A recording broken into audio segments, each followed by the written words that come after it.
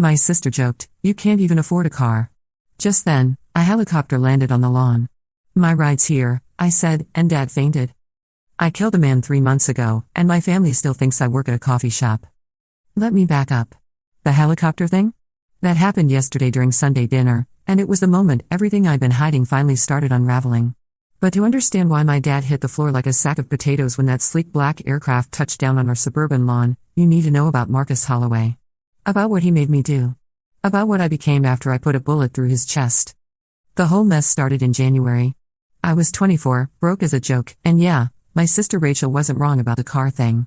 I'd been taking the bus to my actual job, which wasn't serving lattes, for the record, and living off ramen in my studio apartment downtown. My family thought I was just another struggling millennial trying to make it in Seattle. Classic underachiever Emma, right? Wrong. See, I work for the kind of company that doesn't exist on paper. The kind where your business card says risk assessment consultant but your real job description is more like problem solver for people who can't go to the police. We handle situations that require, let's call it creative resolution. Industrial espionage, witness protection alternatives, corporate leverage disputes. That sort of thing. I'm good at it. Really good. Turns out I have a talent for reading people, for slipping into spaces I shouldn't be, for making problems disappear without leaving fingerprints. Literally or metaphorically. But Marcus Holloway was different. He wasn't supposed to be a problem that needed permanent solving. The briefing seemed routine when my handler, David Chen, laid it out for me at our usual spot, a dim corner booth at Pike Place Market where the fish-throwing noise covered our conversation.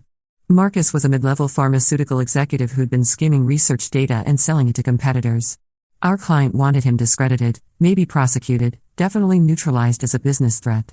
Standard corporate takedown, David said, sliding a manila envelope across the sticky table.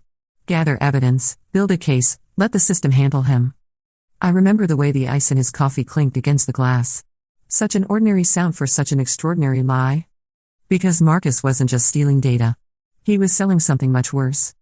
The first red flag came when I broke into his home office in Bellevue.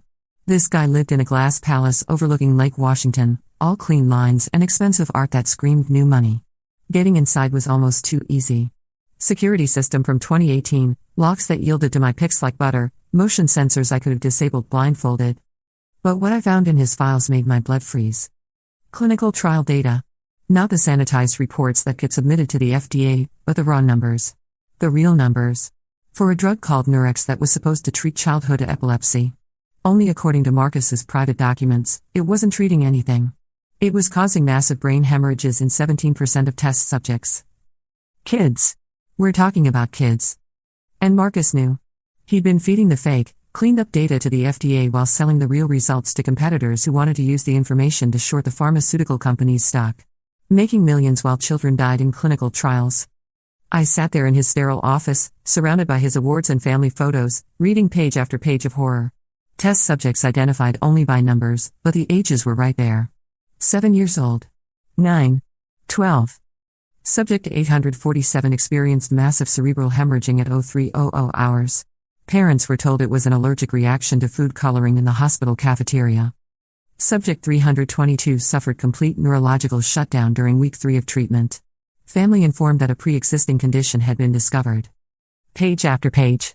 Lie after lie. All in Marcus's neat, clinical handwriting. That's when I heard the garage door. Marcus was supposed to be in Portland for a conference. I confirmed his hotel reservation, tracked his credit card charges at dinner near the convention center just 3 hours earlier. But there he was, his BMW purring into the garage beneath me. I had maybe 60 seconds to clean up and get out.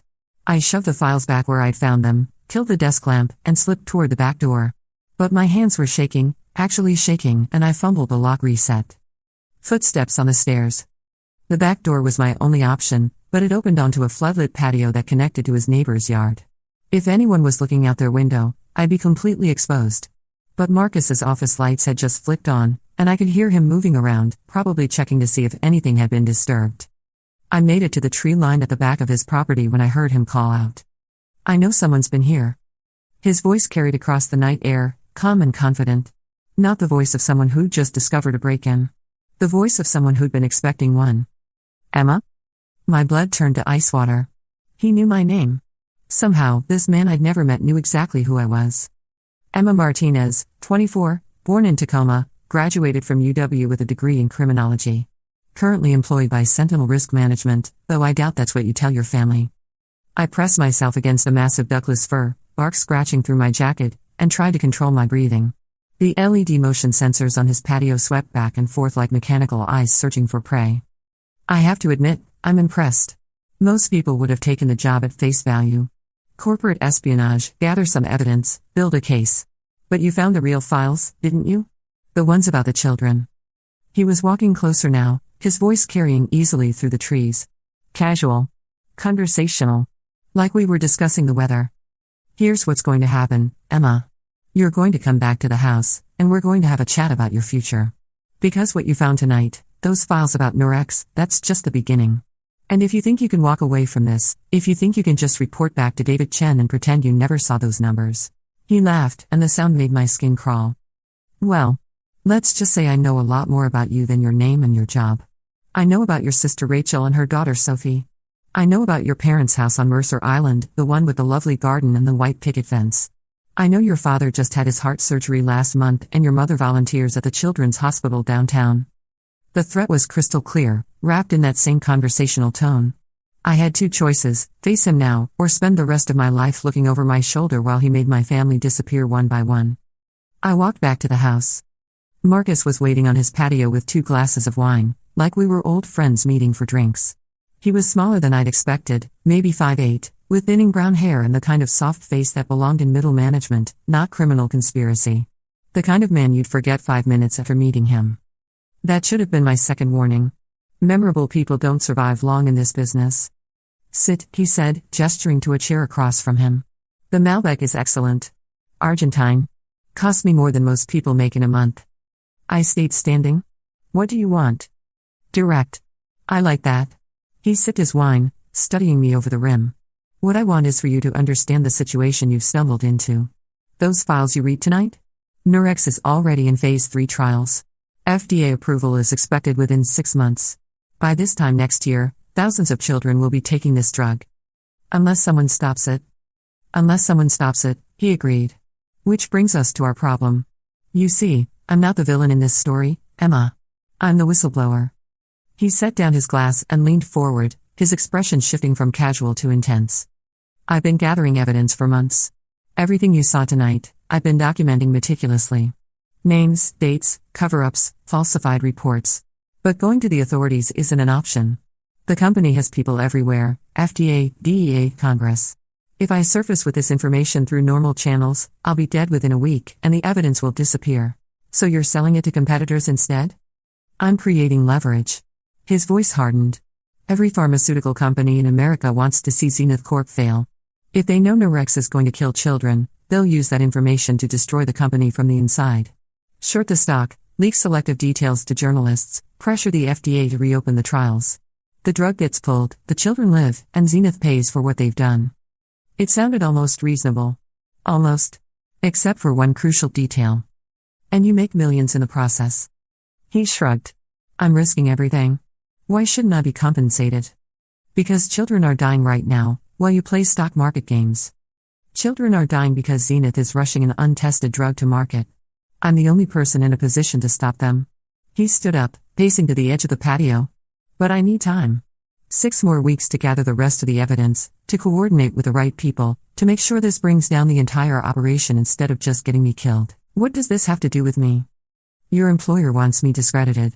Probably wants me arrested on corporate espionage charges, which would bury the Nurex evidence forever. I can't let that happen. The pieces were starting to click together. David Chen's vague briefing. The almost too easy break-in. Marcus knowing my name. This whole thing was a setup. Not a setup.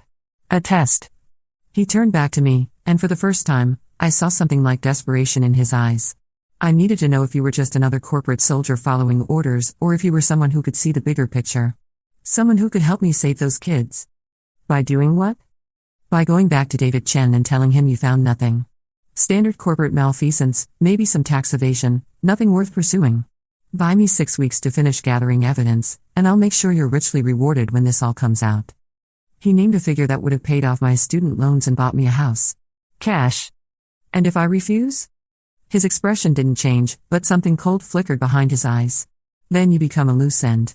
And loose ends have a way of disappearing, along with anyone who might ask uncomfortable questions about where they went. I looked at this ordinary-looking man in his expensive house, with his wine and his casual threats, and realized I was in deeper water than I'd ever imagined. But I also realized something else. He was scared. All the bravado, all the careful planning, underneath it, Marcus Holloway was terrified. Which meant he was vulnerable. I need to think about it. You have until tomorrow night. Meet me here at 8, and we'll discuss the details. He smiled, but it didn't reach his eyes. And Emma? Don't try to run. I told you, I know where to find you. I left through the front door this time, like a guest departing after a pleasant evening. But my mind was racing, cataloging everything I'd learned and everything I still didn't know. Because Marcus might have been telling the truth about Nurex. The files I'd seen were definitely real, and 17% mortality rate in pediatric trials was beyond horrifying. But I'd been doing this job long enough to recognize a manipulator when I saw one. And everything about Marcus's story felt carefully constructed to push exactly the right emotional buttons. The dying children. The corrupt corporation. The lone whistleblower fighting against impossible odds. Either he was telling the truth, or he was very good at lying. I spent the next day trying to figure out which. David Chen met me at a different location this time, a coffee shop in Capitol Hill that catered to the kind of people who paid $12 for artisanal pour-overs. He looked nervous, which wasn't like him. David had been my handler for 2 years, and I'd never seen him ruffled by anything. Tell me you got what we need, he said before I'd even sat down. I got something. Not sure if it's what you're looking for. I gave him the cleaned-up version. Corporate espionage, some financial irregularities, nothing actionable. Standard middle management corruption. But I watched his face while I talked, looking for tells. David Chen was many things, but he wasn't a good actor. And right now, he looked like a man who'd just been handed terrible news. That's it? Nothing about pharmaceutical trials? Nothing about FDA submissions? There it was. David knew about Nurex. Which meant either he was part of whatever Marcus was really doing, or our mysterious client had left out some crucial details about why they wanted Marcus Holloway neutralized. Should there be? No. No, of course not. But he was already reaching for his phone, probably texting someone who wasn't going to be happy with my report. Good work, Emma. Take a few days off. We'll have another assignment for you next week. He left without finishing his coffee. And I knew, with absolute certainty, that I was about to become the loose end Marcus had warned me about. That night, I went back to his house.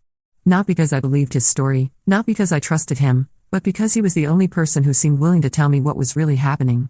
Even if half of it was lies. Marcus was waiting with dinner this time. Thai takeout on his expensive dining room table, like we were old friends catching up. But I noticed he'd chosen a seat that put his back to the wall and gave him clear sight lines to all the entrances. I wasn't sure you'd come. I wasn't sure either.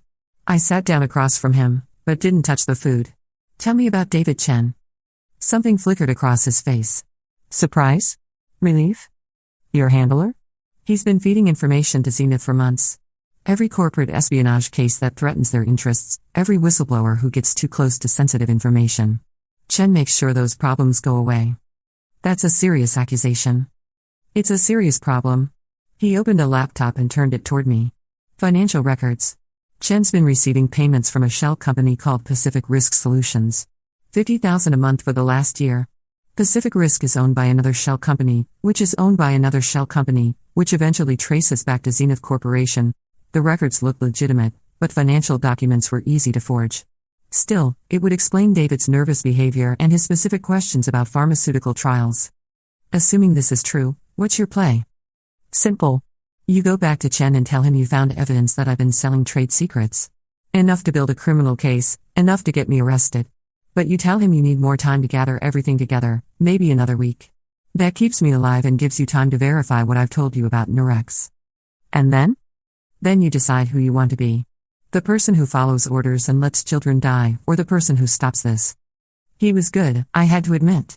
Every word perfectly calculated to make me feel like saving him was saving innocent lives. But I'd noticed something while he was talking. The laptop he'd shown me wasn't connected to the internet. The financial records he displayed were local files, created locally, with no external verification. And the metadata showed they'd been created just yesterday, the day after he discovered me in his office. Marcus Holloway was definitely lying about something. But David Chen was probably lying too. I need to make a phone call, I said. Of course. Use the kitchen if you want privacy. I stepped into his pristine kitchen and dialed a number I'd memorized but never used. Emergency contact for situations that had gone sideways beyond normal protocols. Phoenix Industries, this is Maria. This is Nightingale 7. I need to speak with Control. Please hold. Phoenix Industries was the parent company that owned Sentinel Risk Management, which employed David Chen, which employed me. But Phoenix was more than just a corporate umbrella. They were the people you called when situations required resources that didn't officially exist.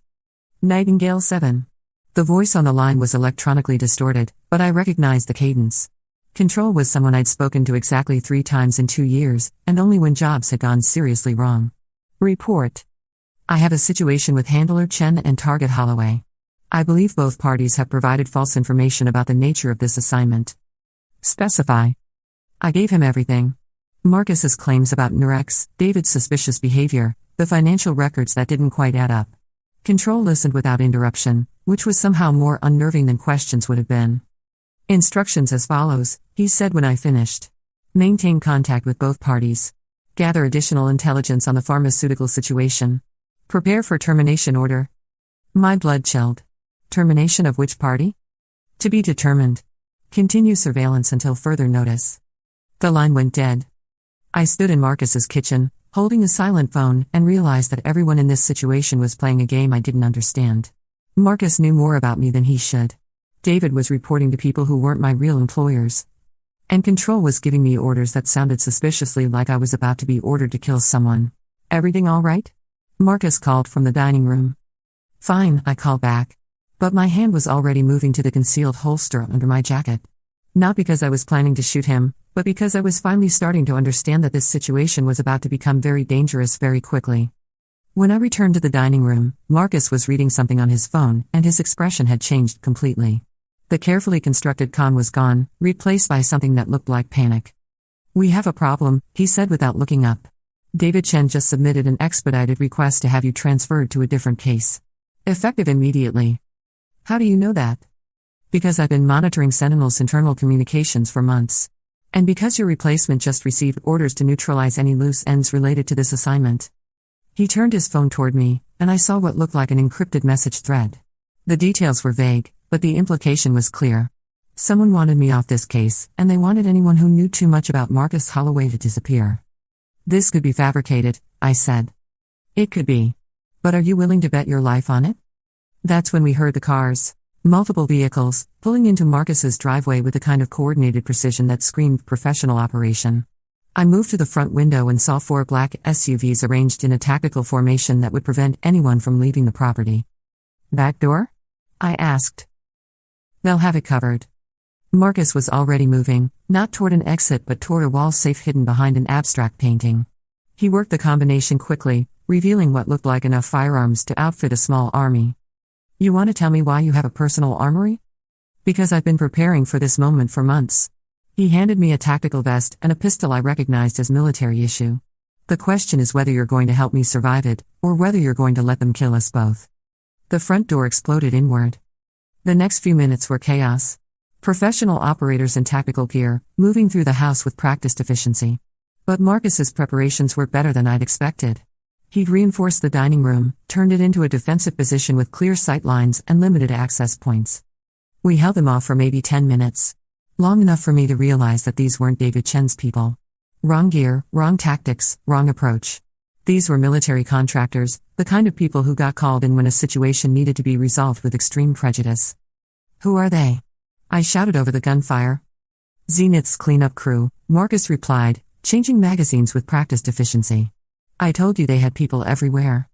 That's when I made the decision that changed everything. I believed him. Not because his story made perfect sense, not because I trusted him completely, but because the people trying to kill us were definitely not the good guys. Whatever Marcus had done, whatever he was really guilty of, the response was disproportionate.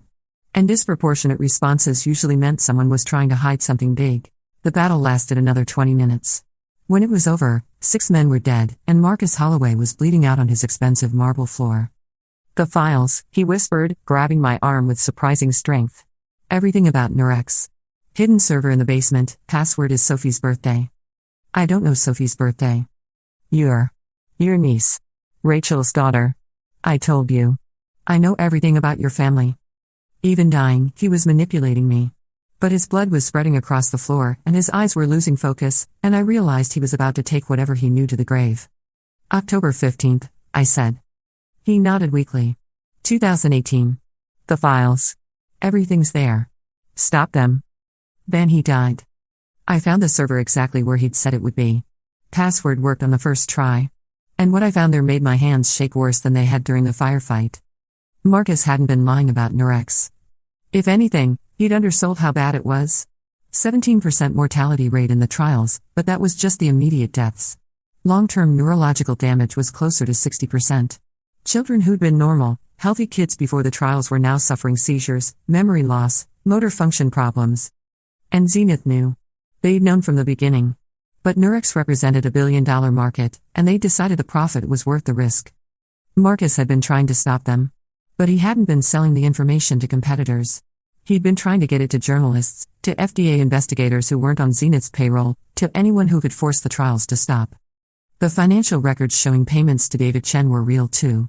Along with records showing similar payments to FDA officials, congressional staffers, and half a dozen other people in positions to suppress inconvenient information about pharmaceutical safety.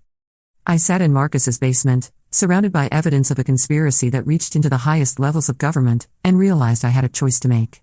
I could take the files to control and let Phoenix Industries decide what to do with them.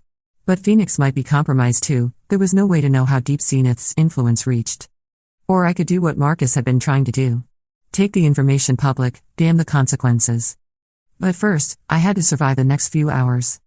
The tactical team was gone, but they'd be back with reinforcements once they realized I wasn't among the bodies. I had maybe an hour to get out of the house and disappear before Zenith's cleanup crews arrived to sanitize the scene. I copied everything from Marcus's server onto encrypted drives, then triggered the system's self-destruct sequence. By the time anyone found the basement, there would be nothing left but melted plastic and silicon. Then I called David Chen. Emma? Thank God. We heard there was an incident at Holloway's house. Are you all right? I'm fine. But Marcus is dead, along with most of the evidence we were looking for. I could hear the relief in his voice. What happened? Home invasion. Looks like someone beat us to him. Probably competitors who didn't want him talking. Any indication of what he might have been involved in? Nothing concrete. Some financial irregularities, maybe some patent theft. But whoever hit the house was thorough. They took everything. All right. Come in tomorrow morning for debrief. Take the rest of the week off after that. David hung up, probably congratulating himself on a problem solved. But I wasn't going to make it that easy. I spent the next 3 weeks becoming someone else. New identity, new appearance, new location. The encrypted drives went to 3 different investigative journalists, a whistleblower organization, and an FDA inspector who Marcus's files indicated was still clean. The story broke on a Tuesday. Pharmaceutical giant knowingly tested deadly drug on children, the headlines read. The articles detailed everything Marcus had died trying to expose. The falsified trial data, the bribery, the cover-ups that had reached into Congress and the FDA. Zenith's stock price crashed overnight. The CEO was arrested. Nurex was pulled from trials immediately, and criminal charges were filed against 17 executives and government officials. Including David Chen, who turned out to be just one small part of a much larger conspiracy. But the story that made the front page didn't mention Marcus Holloway. As far as the world knew, the information had come from an anonymous whistleblower inside Zenith.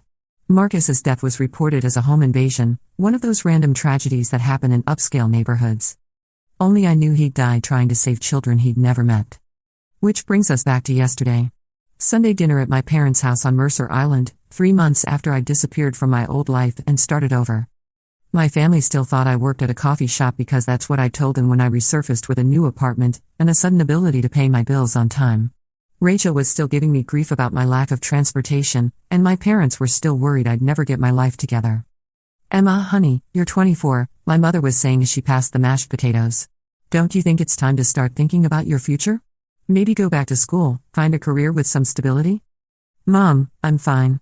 The coffee shop is working out great. Rachel snorted. Right. You can't even afford a car. How is that working out great? That's when we heard the sound. A deep, rhythmic thumping that made the windows rattle and sent the neighbors' dogs into a frenzy. Everyone stopped eating and looked toward the front of the house, where something large and mechanical was getting closer. Is that? My father started. The helicopter, sleek, black, and definitely not civilian, settled onto our front lawn with military precision. The Phoenix Industries logo was small but visible on the side, along with a registration number I recognized. "My ride's here," I said, standing up from the table. That's when Dad fainted. He recovered quickly, but the questions came fast and frantic. Where was I going? Who owned the helicopter? What kind of coffee shop had military contractors for transportation? "I can't really explain right now," I said, grabbing my jacket from the hall closet. "But I'll be back in a few days and we'll talk." "Emma, what's going on?" Rachel demanded. "This is insane. People don't just get picked up by helicopters for normal jobs." "You're right," I said. "They don't." The pilot was someone I'd never seen before, but he handed me a tablet with orders from control. New assignment, high priority, wheels up in 5 minutes. Someone in South America was developing a bioweapon, and I was being sent to convince them to stop. Or to make sure they couldn't continue. I looked back at my family's house as we lifted off. My mother was standing in the doorway, my father was sitting on the front steps with his head in his hands, and Rachel was recording the whole thing with her phone. They'd have questions I couldn't answer and suspicions I couldn't address. But they'd be safe, which was what mattered. The Phoenix Industries helicopter landing on our lawn was a message to anyone who might be watching. This family was protected by people with serious resources and a willingness to use them. As Seattle fell away beneath us, I thought about Marcus Holloway and the choice he'd made to risk everything for children he'd never met. About David Chen and the choice he'd made to sell those children's lives for money. About the choice I'd made to become someone who could stop people like David Chen. My phone buzzed with a text from Rachel. "When you get back, we're having a very long conversation about your coffee shop job." I smiled and typed back, looking forward to it. But first, I had work to do. Somewhere in Colombia, a man was playing with diseases that could kill millions. And I was the person being sent to make sure he stopped. Just like Marcus had tried to stop Zenith. Just like I'd stopped Marcus's killers. The cycle continues, but at least now I know which side I'm on. The helicopter banked south, and I settled in for the long flight to whatever came next. In my bag, I still carried copies of Marcus's files, insurance against the day when Phoenix Industries might decide I knew too much about their operations. Because I'd learned something important in Marcus Holloway's house that night. In this business, everyone lies. Everyone manipulates. Everyone has an agenda. The trick is making sure your agenda includes protecting the people who can't protect themselves. Even if it means your family thinks you work at a coffee shop. Even if it means you become the kind of person who gets picked up by black helicopters. Even if it means you have to live with the knowledge that sometimes, good people die while bad people profit from their deaths. I killed a man 3 months ago, and my family still thinks I work at a coffee shop. But tomorrow, they're going to start asking questions I won't be able to answer with lies. And maybe that's not such a bad thing. Maybe it's time for them to know who I really am. But first, I had to survive Colombia. The briefing packet on the tablet made for grim reading during the 6-hour flight. Dr. Alejandro Vaz, former biochemist for the CDC, current freelance bioweapons developer. He'd gone off the grid 18 months ago after being terminated for ethical violations that the CDC wouldn't specify. Intelligence suggested he'd been approached by 3 different terrorist organizations and at least one hostile nation-state. His current project was something called hemorrhagic syndrome X, a engineered virus that combined the lethality of Ebola with the transmission rate of influenza. Conservative estimates suggested it could kill 40% of the global population within 2 years if released. Target is holed up in a compound outside Medellin, the pilot told me through the headset as we crossed into Colombian airspace. Former drug lord's estate, completely isolated, heavily fortified. Getting in won't be the problem. Getting out will be? Getting out alive will be. The compound sat on a hilltop overlooking the Magdalena River, surrounded by triple layers of security fencing and enough armed guards to staff a small military base. But wealth and paranoia had made Dr. Vaz predictable. Rich men with dangerous secrets always made the same mistakes. They trusted technology more than people. They relied on systems they didn't understand. And they never considered that their greatest vulnerabilities might come from the luxuries they refused to give up. Dr. Vaz had a weakness for expensive wine. Specifically, vintage Bordeaux from his private collection, which was shipped monthly from a distributor in Cartagena. The same distributor that had just acquired a new employee with impeccable references and a talent for wine chemistry. Infiltrating the delivery chain took 3 days. Replacing the wine with identical bottles containing a mild sedative took another 2. The hard part wasn't getting the drug past security. Rich people's wine collections were rarely tested for foreign substances. The hard part was making sure I could neutralize the bioweapon before the sedative wore off. I rode into the compound in the back of a climate-controlled wine truck, hidden among cases of 1982 Chateau Latour that cost more than most people's cars. The guards inspected the driver's credentials and checked the delivery manifest, but they didn't search the cargo. Men like Voss didn't pay for security guards who understood the difference between a threat and a wine delivery. The compound was even more paranoid than the intelligence reports had suggested. Motion sensors, thermal cameras, pressure plates under every walkway. But all of that technology was designed to keep people out, not to monitor what happened once they were inside. I waited in the wine cellar until the dinner bell rang, then made my way to the laboratory complex through ventilation shafts that hadn't been cleaned in months. The dust told a story. Dr. Voss employed a full security team, but he was cutting corners on maintenance. Pride and penny pinching, the hallmarks of a man who thought money could solve any problem. The lab was a contradiction in terms, cutting-edge equipment crammed into a space that looked like it had been converted from a stable. Biosafety protocols that would have impressed the CDC, implemented in a building that probably wasn't up to local fire codes. And there, in a containment unit that hummed with filtered air and UV sterilization, were 17 vials of hemorrhagic syndrome X. Enough to end civilization. Dr. Voss had been careless in other ways too. His computer was protected by military-grade encryption, but his notebook, actual paper and pen, like some kind of mad scientist from a movie, was sitting open on his desk. Pages of handwritten notes detailing the virus's structure, its transmission mechanisms, and most importantly, the locations of the other samples. There were labs in Venezuela, Syria, and North Korea. All of them working from Voss's research, all of them racing to complete their own versions of his bioweapon. I was photographing the notebook when the lights went out. Emergency power kicked in a second later, bathing the lab in red light that made everything look like a scene from a horror movie. But the containment unit systems were still running. Whatever had happened, it wasn't a complete power failure. Dr. Martinez, I presume. I spun around to find Dr. Voss standing in the doorway, very much awake and pointing a pistol at my chest. He was older than his photos had suggested, with gray hair and the kind of pale complexion that comes from spending too much time indoors. But his hands were steady, and his eyes were alert. The wine was excellent, by the way. 1982 Latour with just a hint of benzodiazepine. Very subtle work. But I've been microdosing myself with various sedatives for months. Occupational hazard when you're working with people who might want to slip something into your drink. Dr. Voss. Please, call me Alejandro. We're both professionals here. He gestured toward the chair near his desk, but kept the gun trained on me. Sit. We have things to discuss. I sat, keeping my hands visible and my body language non-threatening. But I was cataloging escape routes, weapons within reach, and the exact distance between me and the containment unit. You're not what I expected, he said, settling into a chair across from me. When I heard Phoenix Industries was sending someone, I assumed it would be one of their usual military contractors. Someone large and obvious and easy to spot. Disappointed? Intrigued. You're the woman who exposed the Nurex scandal, aren't you? The one who brought down Zenith Corporation. That stopped me cold.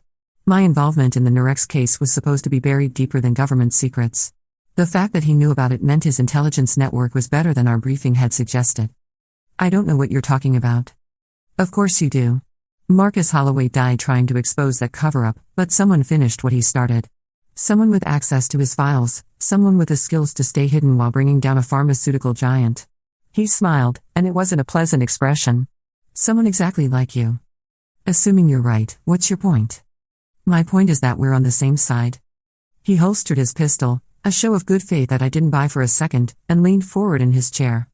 Do you know why I was really terminated from the CDC? Not ethical violations. Whistleblowing. I discovered that 3 major pharmaceutical companies were suppressing research into pandemic preparedness because effective treatments would reduce demand for their existing products. So you decided to create a pandemic instead? I decided to create leverage. The same word Marcus had used, but with a different inflection. Every government in the world is ignoring the threat of bioweapons because they think they can control them, manage them, use them as political tools. But they can't control what they don't understand. He gestured toward the containment unit and its 17 vials of apocalypse. Hemorrhagic syndrome X isn't meant to be released. It's meant to be discovered. When intelligence agencies around the world realize that a weapon this devastating can be created by one man in a converted horse stable, they'll be forced to take bioweapon proliferation seriously. And the labs in Venezuela, Syria, and North Korea? His smile faltered slightly. How do you know about those? Your notebook is very thorough. Those are insurance policies. Proof that the technology has already proliferated beyond any possibility of containment. Once the samples here are discovered, those labs will be exposed as well. The shock value will force international cooperation on bioweapon controls.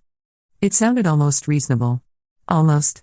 Except for the obvious flaw in his logic. What happens when one of those insurance policies decides to actually use the weapon? They won't. The mortality rate is too high, the transmission too efficient. Any nation that deployed hemorrhagic syndrome X would be committing suicide along with genocide. You're betting the survival of the human species on the rational behavior of terrorist organizations and rogue states. I'm betting it on the self-preservation instinct of people who want to rule the world, not destroy it. That's when I realized Dr. Alejandro Vaz wasn't a criminal mastermind or a bioterrorist. He was something much more dangerous. He was a true believer. True believers were unpredictable because they operated from a moral framework that justified any action in service of their cause. They were also nearly impossible to reason with because they'd already convinced themselves that their extreme measures were not only necessary, but noble. There's another option, I said carefully. Which is? You publish your research openly. Every detail, every formula, every synthesis pathway. Make it impossible for any single actor to monopolize the technology, and make it clear exactly how dangerous this weapon would be. Information wants to be free? He laughed, but there was no humor in it. That's remarkably naive for someone in your profession. Publishing the research would just accelerate the timeline. Instead of 3 or 4 labs working on versions of this weapon, we'd have 30 or 40 within a year. But we'd also have 30 or 40 labs working on countermeasures. Perhaps. Or perhaps we'd have 30 or 40 labs trying to improve on my design. The philosophical debate was interrupted by an alarm that made my teeth ache. Not a break-in alarm, something much worse. Containment breach, Dr. Vaz said, his face going pale. That's impossible. The system has 17 redundant safety protocols. He was already moving toward the containment unit, and I could see what had triggered the alarm. One of the vials had developed a hairline crack, probably from thermal stress caused by the power fluctuation when the lights went out. How much time do we have? I asked. If the seal fails completely?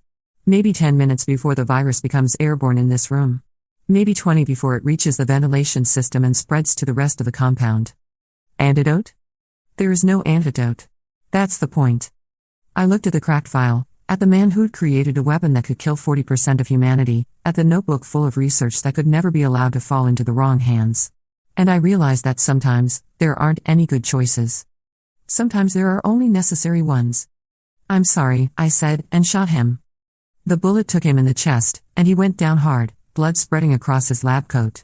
But he was still conscious, still looking at me with something like respect. The other labs, he whispered. I'll handle them. The samples. I was already moving toward the containment unit, pulling on protective gloves, and checking the integrity of the remaining vials. 16 intact samples of the most dangerous bioweapon ever created, and one that was seconds away from killing everyone in the compound. The emergency protocols were clearly marked. In case of containment breach, trigger the sterilization system and evacuate immediately.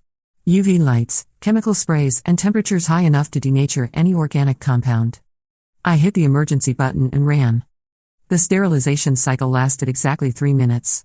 When it was over, there was nothing left in the containment unit but metal and glass and the lingering smell of ozone. Hemorrhagic syndrome X had been reduced to component atoms. But Dr. Vaz was still alive, barely, when I knelt beside him. The notebook, he gasped. Burn it. I will. The other labs. They don't have a complete formula. Without my research, they can't finish the synthesis. I understand. I was trying. To save the world. I know. He died believing he was a hero. Maybe he was right. Maybe forcing the world to confront the reality of bioweapon proliferation would have prevented some future catastrophe. Or maybe he was just another brilliant man who'd convinced himself that the ends justify the means. I burned his notebook and destroyed his computer, then triggered an explosion that would make the whole thing look like an industrial accident. By the time the authorities arrived, there would be nothing left but rubble and speculation about what the famous Dr. Vaz had really been doing in his secret laboratory. The helicopter picked me up at an extraction point 50 miles from the compound, and I was back in Seattle 12 hours later. My family was waiting with questions I still couldn't answer and suspicions that were probably justified. But the world was a little bit safer than it had been yesterday. And sometimes, that has to be enough. The funny thing about secrets is how they change you. 3 months ago, I was just another struggling millennial trying to make rent. Now I'm someone who kills people to save the world, and my biggest worry is whether my sister will figure out that I don't actually know how to make a cappuccino. Rachel was waiting on my doorstep when I got home, with a kind of determined expression that meant I wasn't getting inside until she got answers. We need to talk, she said. I figured. Military helicopters don't pick people up from coffee shops, Emma. Whatever you're really doing, whatever kind of trouble you're in, I want to help. I looked at my sister, successful lawyer, devoted mother, the kind of person who believed that problems could be solved with a right combination of legal knowledge and stubborn determination, and realized that some secrets were too dangerous to share. I can't tell you everything, I said finally. But I can tell you this, I'm one of the good guys. That's not an answer. It's the only answer I can give you. She studied my face for a long moment, looking for something I wasn't sure I wanted her to find. Are you safe? She asked finally. Safer than the alternative. And are you happy? That was a harder question. Was I happy? I was doing work that mattered, using skills I'd never known I had, making a difference in ways that most people couldn't imagine. But I was also lying to everyone I cared about, living a double life that got more complicated every day. I'm useful, I said finally. And right now, that's enough. Rachel hugged me then, the kind of fierce embrace that said she understood more than she was letting on. Just be careful, okay? Whatever you're doing out there, remember that you have people here who love you. I will. And I meant it. Because the truth is, the work I do, the lies I tell, the people I kill, the secrets I keep, all of it is only worthwhile if there's something worth protecting. Something like a sister who worries about me. Parents who still think I need to get my life together. A niece whose birthday can be used as a password by a dying man who knows too much about my family. The world is full of people like Marcus Holloway and Dr. Voss, brilliant minds convinced that their extreme measures are justified by noble goals. Some of them are trying to save children from dangerous drugs. Others are trying to save the world from bioweapons. And some of them are just trying to make sure their families never have to know about the darkness that exists at the edges of the ordinary world. My phone buzzed with another message from Control. New assignment, new location, new problem that needed solving. But first, I was going to have dinner with my parents and pretend to complain about difficult customers at a coffee shop. Because maintaining that fiction, keeping my family safe in their ordinary, wonderful ignorance, was the most important job I'd ever had. Even if it meant living with helicopters on the lawn and questions I couldn't answer. Even if it meant being someone my old self wouldn't recognize. Even if it meant carrying the weight of necessary secrets for the rest of my life. I killed a man 3 months ago, and my family still thinks I work at a coffee shop. And maybe, if I do this job right, they'll never have to know the truth.